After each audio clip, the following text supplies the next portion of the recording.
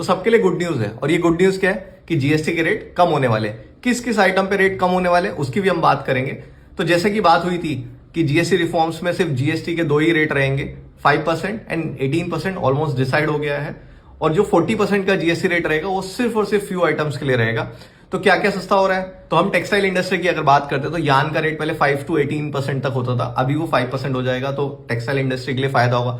आपके लिए ये फायदा होगा जब भी आप कपड़े खरीदने जाते हो तो 1000 रुपए के आइटम तक आपको 5% जीएसटी लगता था, लेकिन 1000 रुपए के ऊपर आपको 12% जीएसटी रेट लगता था। अब वो 1000 रुपए की जगह पे 2500 हो जाएगा, यानी कि 2500 तक अगर आपको कपड़े खरीदते हो तो 5% जीएसटी लगेगा। सेम विद फुटवेयर्स के लिए वैसा ही होगा।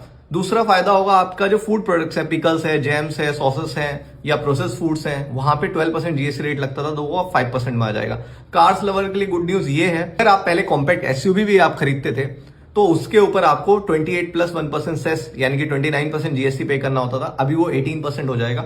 और जो लग्जरी कार्स है उसके ऊपर तो 50% तक जीएसटी होता था, अभी वो भी 40% हो जाएगा। आइटम जो 28% जीएसटी में आते थे जैसे एसी है, सीमेंट्स है, बैटरीज हैं, टायर्स हैं, तो ये भी सब 18% जीएसटी रेट में आ जाएंगे। इसके अलावा होटल के बिल भी आपके सस्ते हो जाएंगे।